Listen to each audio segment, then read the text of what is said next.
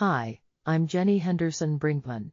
I was born on August 4, 1845 in Dearborn County, Indiana, just across the state border from Cincinnati, Ohio, the daughter of John and Lucinda Hamlin Henderson.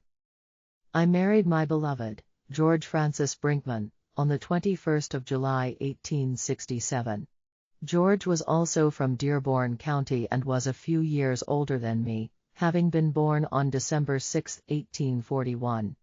George had served in Company H of the Union 83rd Infantry during the Civil War from August 15, 1862 until September 7, 1863.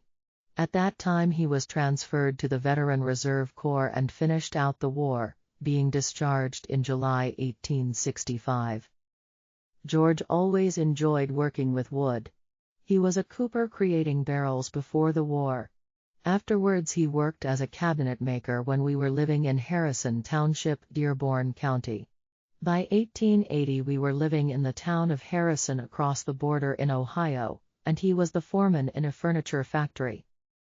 Oh, yes, I remember well the day this family portrait was made. I don't remember the exact date, but I do remember the day. This all came about because George's father, Frederick Brinkman, wanted a formal picture of his family. That's Fred and his wife Catherine seated in the middle.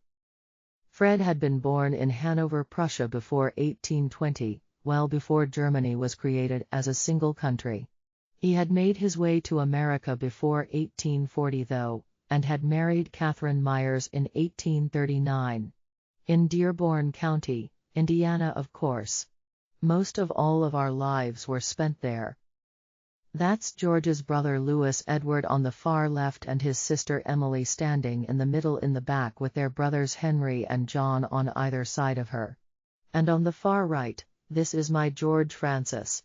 Well, George decided that if he was going to get dressed up anyhow, we might as well do a family picture too. So we did. That's George, still sitting in the same chair on the far right in our picture. Beside him is our youngest daughter Edna, who was born in January of 1872. On the far left is our eldest, Georgia, who was born in 1868. And beside her is her husband Edward Reichenbach. And that's me in the middle with my arm on that fake table. I remember it was wobbly and I couldn't actually lean on it. That's our youngest son, Raymond, on the other side of the table. He was born in September 1880. He helped me keep the table balanced so it wouldn't fall over. It was a good day, even if everyone's patience was put to the test by Raymond. Well, he was just a little boy and it took forever for the photographer to set up and take the pictures. Raymond was a good child. He was just bored and uncomfortable in his dress clothes. Thank you for indulging my reminiscence. I hope we can get together again soon.